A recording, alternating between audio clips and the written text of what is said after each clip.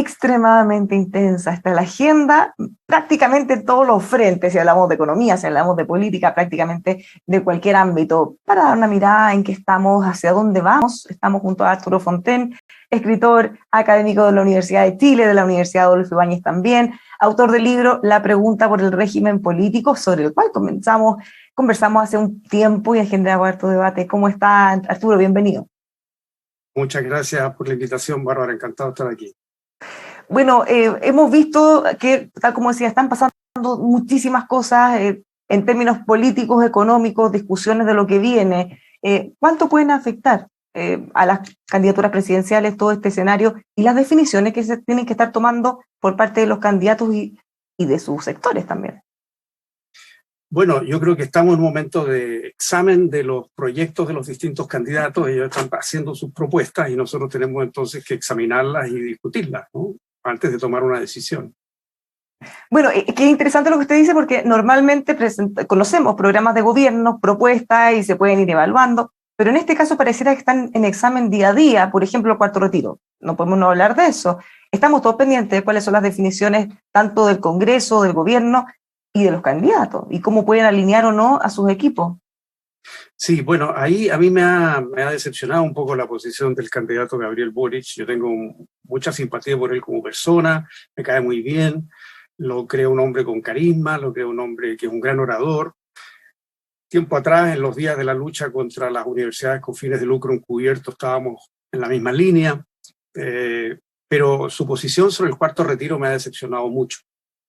¿Qué hubiera esperado? Él al principio se opuso al retiro con buenas razones, porque eso va a generar inflación, eso va a producir problemas en la economía, va a dificultar la creación de empleo. Sin embargo, lo he visto refaloso, lo he visto moviéndose de posición, ¿no?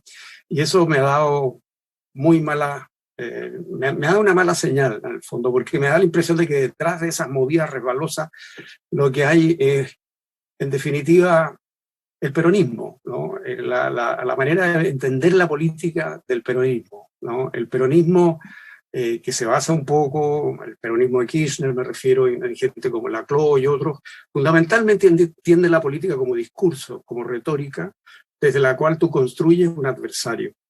Y eso te permite hacer un nosotros contra un ellos, ¿no?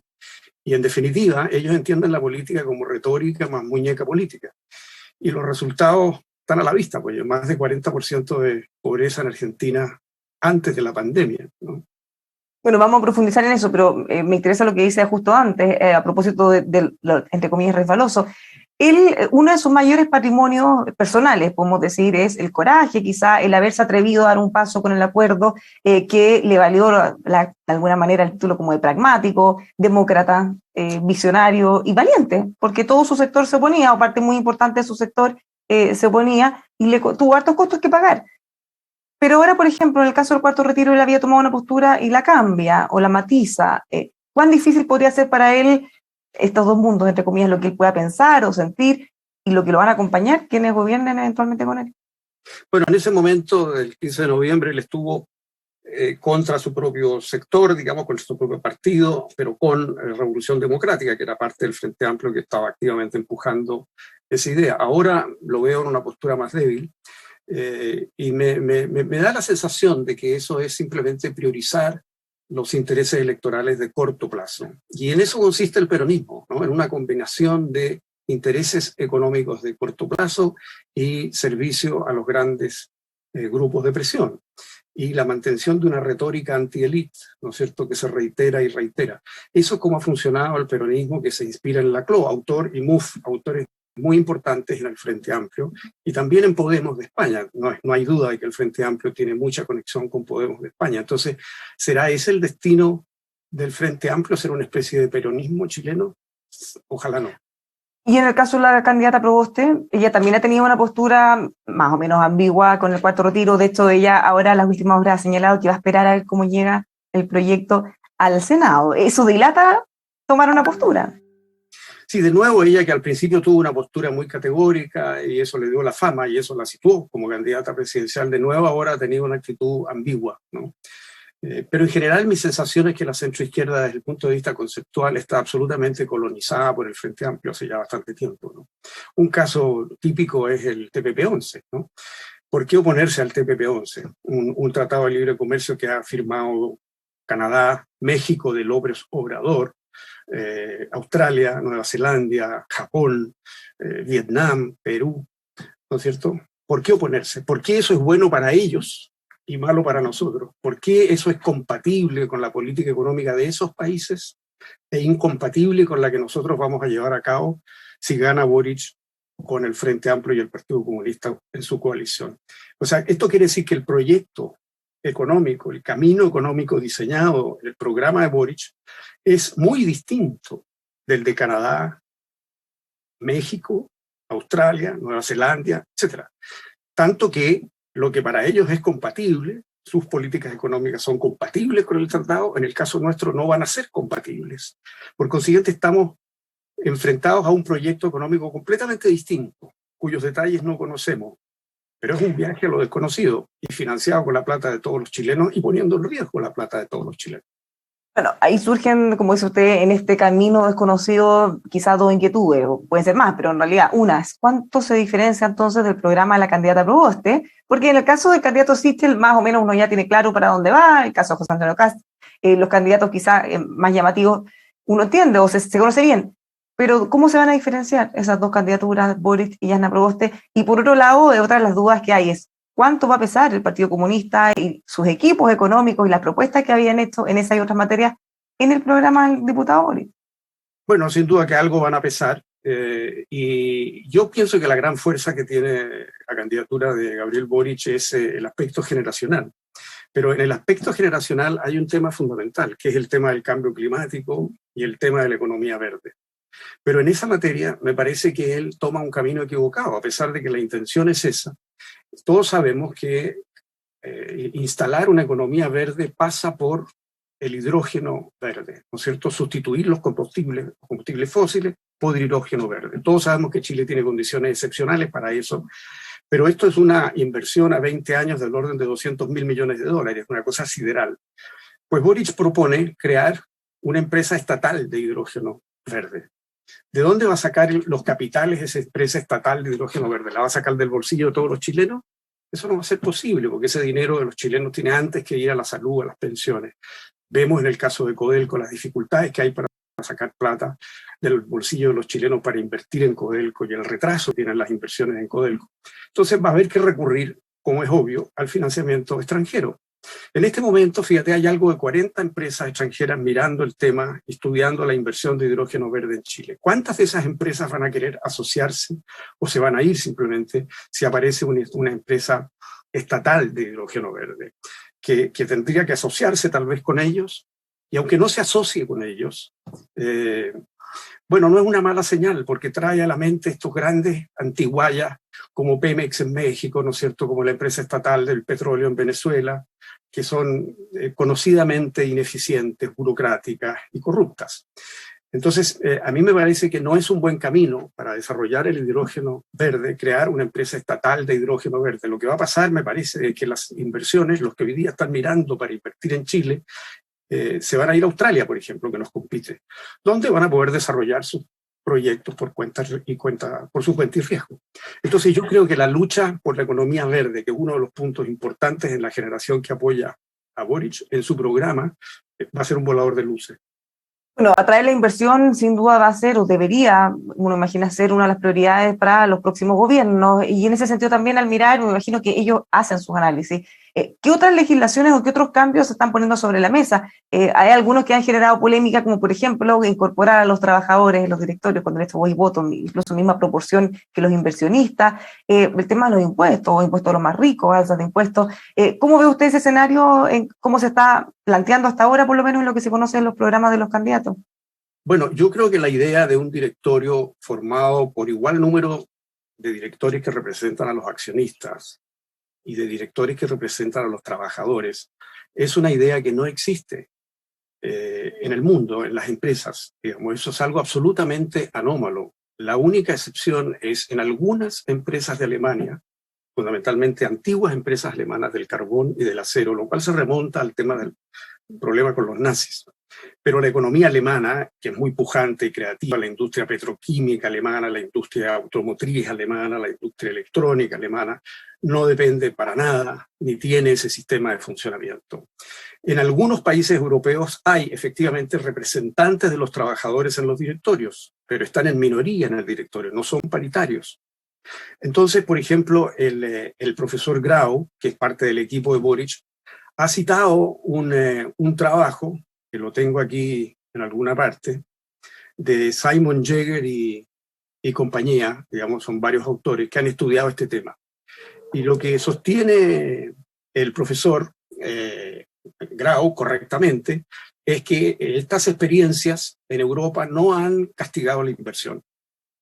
Pero eso no es todo lo que dice el profesor Simon Jäger en su estudio. Dice además que tampoco han tenido efecto en mejorar los ingresos de los trabajadores. Por consiguiente, él dice que el efecto ha sido virtualmente nulo. ¿Y por qué? Porque los trabajadores están en minoría en los directorios y por consiguiente los directorios operan con una mayoría de directores que representan a los accionistas. Entonces, no es verdad que lo que está proponiendo Boric exista en Alemania, en Suecia, en Noruega, en Austria, tampoco existe en Gran Bretaña, ni Canadá, ni Australia, ni China, ni Japón. No existe. Entonces, vamos a hacer conejillos de indias, vamos a hacer experimentos económicos para que después profesores extranjeros hagan papers y estudios muy interesantes sobre esta experiencia. Yo no creo que sea sensato que Chile empiece a innovar en este tipo de cosas en las cuales, digamos, no hay una experiencia que respalde eso. Entonces, el estudio de Simon Jäger, lejos de respaldar la propuesta de Boric, la contradice.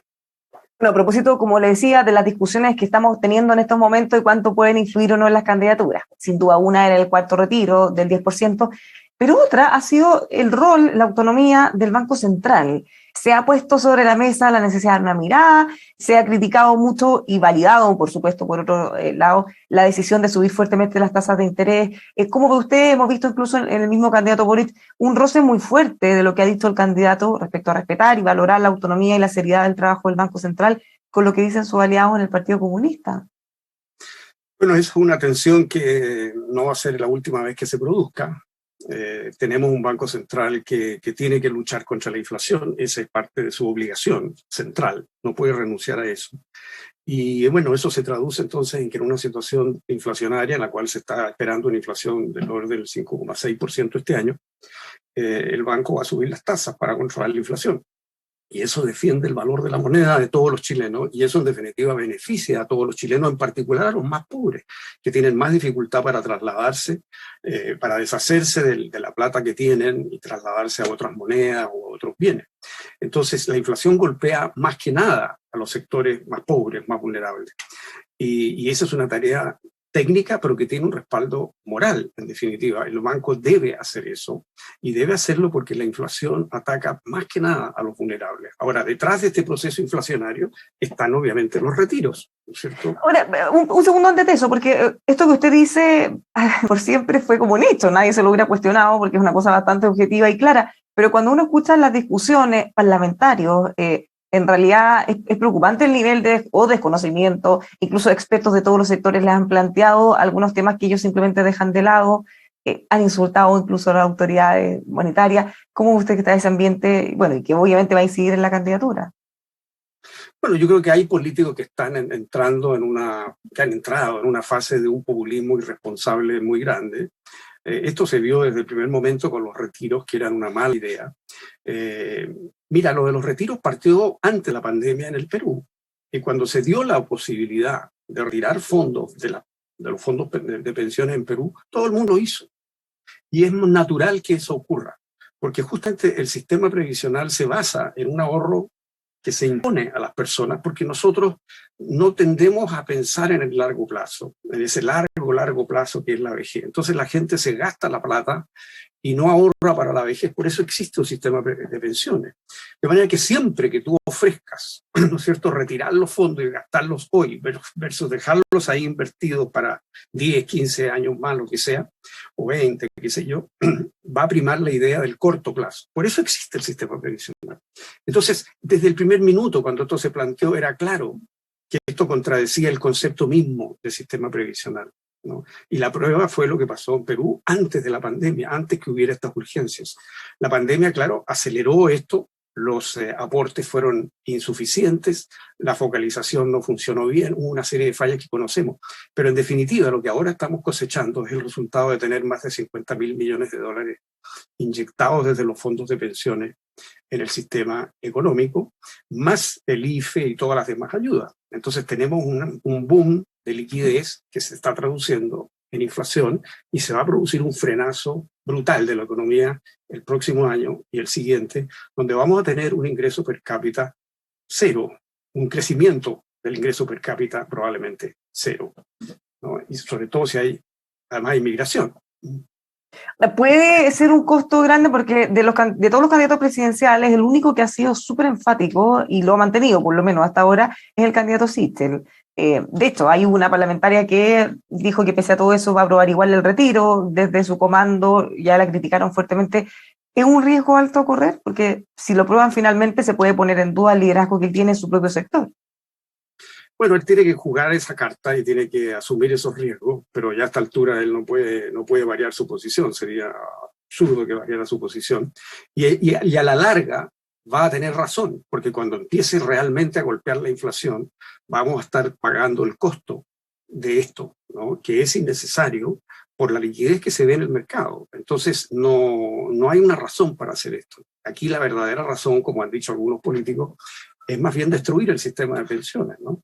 Eso es lo que yo veo que está primando, ¿verdad? Todo esto es la idea de construir un sistema, un camino económico radicalmente distinto, que como te decía es incompatible con el TPP-11, por consiguiente no se parece a lo que hay en Canadá o México o Nueva Zelanda o Australia. Es otro proyecto económico, cuyas características no conocemos en detalle. Pero sí sabemos algo.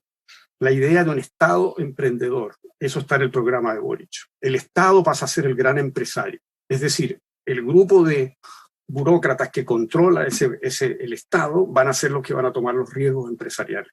Esto se va a hacer a través de un banco del desarrollo. Bueno, dejamos ahí a medio contestar porque le agregué otra pregunta. La influencia del Partido Comunista, ya lo vemos en esta discusión fuerte de fondo, de la autonomía o el rol del Banco Central. ¿Hay algunas otras cosas que están, por ejemplo, en el caso del Consejo Ciudadano para una especie de control de los medios que se le criticó fuertísimamente al candidato Jadwe? ¿Hay algo que no sé si se parecerá o no a eso también en el programa del candidato Boric? Bueno, sí, una de las preguntas que uno se hace es por qué eso se le gritó tanto a Jadwe, tal vez porque es comunista simplemente, cuando lo que ha planteado el programa de Boric es extraordinariamente parecido. Él habla de un consejo regulador de las comunicaciones.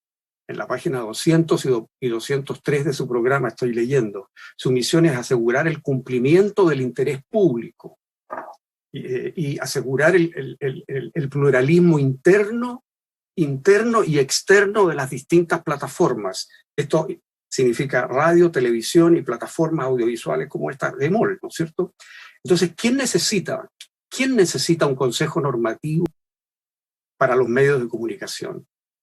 ¿Qué periodistas necesitan este órgano tutelar para poder servir al interés general? ¿Qué criterios van a usar los miembros de ese comité, de ese órgano contralor, para determinar si un medio o una plataforma tiene pluralismo interno suficiente o no? ¿Qué significa eso del pluralismo externo? ¿Cómo se materializa? ¿No se estará incubando aquí un órgano controlador que amenaza la libertad de los periodistas? ¿No se establecerá en definitiva un sistema de controles a la libertad de expresión? ¿No es así como, más allá de las intenciones, como comienza la censura? A mí me inquieta mucho este órgano que se crea, ¿no es cierto?, este Consejo Regulador de las Comunicaciones. Como dice usted, fue muy, muy criticado en el caso cuando estaba algo similar, como dice usted, en el programa del candidato Jadwe. Ahora, quizás porque tenemos tantos problemas o los retiros del 10%, el tema de la inflación. Esto ha pasado piola, digamos, pero la verdad es que está ahí y se parece mucho a lo que planteó Jadwe. Y cuando se fusiona el programa de Jadwe con esto se va a fortalecer más bien. Entonces, a mí me parece que esto es una amenaza en potencia a la libertad de la cual gozamos hoy. Fíjate que todas las plataformas van a quedar afectadas y controladas por este Consejo Estatal. Finalmente, y para cerrar, mirando también la otra alternativa, la alternativa del oficialismo, se le critica desde la oposición, que es más de lo mismo. De hecho, hasta ocupa su nombre, dicen, un Sebastián por otro Sebastián. ¿Usted ve que es algo tan parecido? Mira, yo tengo la impresión de que, bueno, la campaña está empezando, Sichel tiene un largo camino todavía por recorrer para darse a conocer. Yo tengo la impresión de que él ha hecho una campaña que ha tenido cierta densidad conceptual. Y, por ejemplo, él ha hecho una defensa muy articulada y profunda, a mi juicio, de la educación particular subvencionada. Y eso tiene que ver con su historia, porque él fue a una escuela particular subvencionada gratuita. Y él conoce ese mundo y él sabe que ese fue el trampolín. Él sabe lo que significa una buena profesora, que fue la que creyó en él y le dio seguridad para surgir. Y él llegó a la Universidad Católica viniendo de un ambiente muy pobre. Él no conocía a su madre tenía una enfermedad vinculada a la drogadicción, venía de una situación muy vulnerable. Logró llegar a la Universidad Católica, fue un distinguido dirigente estudiantil, se recibió de abogado y bueno, tenía una trayectoria brillante. Su último cargo fue presidente del Banco del Estado. A mí lo que me parece interesante de esa historia es que encarna lo que las grandes mayorías quieren, ¿no? Que es poder surgir. Y él conoce en carne propia cuáles son las injusticias, las barreras, las amarres a tu cuna, a tu lugar de origen, que impiden surgir. Él no necesita que nadie le cuente eso. Y entonces yo creo que él va a tener mejor que otros capacidad de cortar esas amarras para liberar la energía creativa de las personas que quieren surgir. Muchas gracias por haber conversado con nosotros. Que tenga un muy buen fin de semana, Arturo. Muchísimas gracias, Bárbara, que estés muy bien. Muchas gracias. Igualmente. Los dejamos todos invitados a seguir reflexionando, a dar una mirada a lo que está ocurriendo en nuestro país junto a nosotros en emol.com.